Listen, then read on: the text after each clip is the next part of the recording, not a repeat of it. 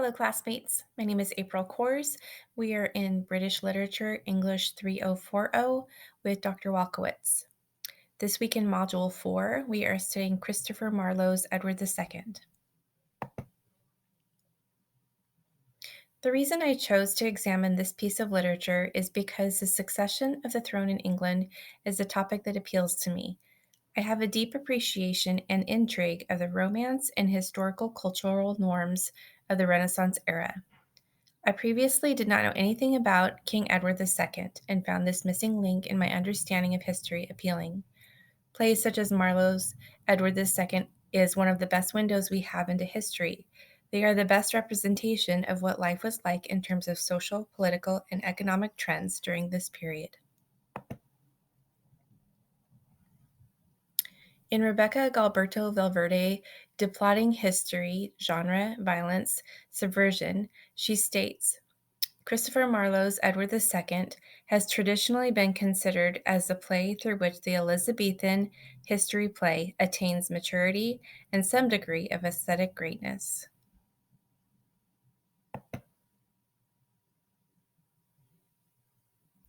In the play, articulating the political anxieties of Renaissance England, the dramatic interplay of conflicting discourses on royal authority in the text is developed from within generic categories, and it is through a process of what we may interpret as generic hybridization that the play brings about a contesting codification of the rhetoric of violence, history, monarchy, and political ideology in the Tudor regime.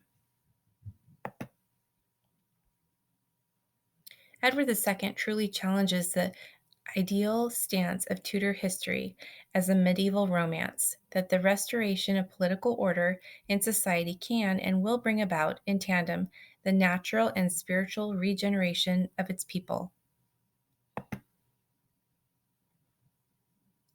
Marlowe's Edward II reproduces this mythical narrative of royal succession as it dramatizes how England is seemingly restored after the ascension of Edward III to the throne. Yet, despite this upshot of political restoration, the play actually raises inevitable questions about the regenerative power of violence, which undermine the ideals contained in the ritual and mythical structure that sustains the dramatization of King Edward II's death. In Edward II, the king's body natural is dramatically configured along the rhetoric of sodomy, not purely on sexual terms, but as a socially disruptive counter-discourse that shows the dramatization of King Edward's body politic. The situation staged in the play presents the king's body politic as being clearly overpowered by the desires and frustrations of his natural body. This causes a profound imbalance in the twofold mystical identity of the king, rendering the monarch effectively powerless, and he recognizes it himself. The killing of the king is blatantly too brutal, too detailed, and too violent to bring about a sense of collective spiritual regeneration. The extreme violence committed against the king, as mentioned, is an act of disrespect and therefore cannot be used to restore a natural spiritual balance through the renewal of political order, for political order has effectively been disrespected. In order to fully appreciate the history behind Edward II, we must de-emplot all of the elements that are intertwined within this documentary. First, we need to understand the role of king and what the people of the land know to be true and expect of leadership. We must decode the narratives of the characters in order to understand their motives and desires. In drawing my own conclusion about Edward II, I feel disappointed. His life and legacy was a disappointment, filled with never-ending turmoil and ill regard for the throne.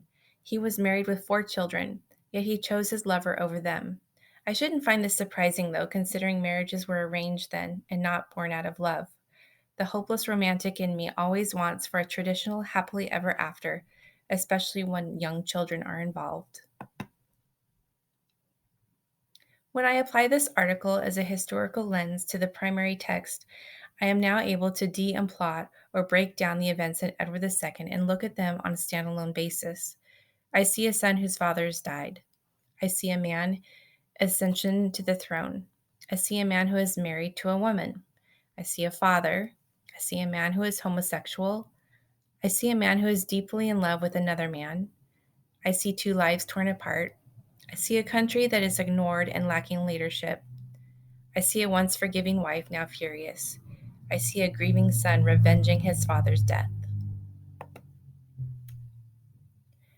Marlowe's play initiates the dramatic enactment of a mythical change that marks the passage from the Middle Ages to the modern world, a change shaped through the dramatization of royal authority developed throughout the established modes of representation in Elizabethan England and most eloquently exposed in Shakespeare's subsequent dramatization of English history.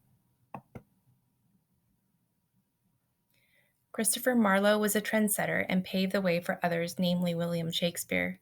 Marlowe broke the mold of traditional theater of the time and blew the roof off of dramatization, leaving the sky as the limit.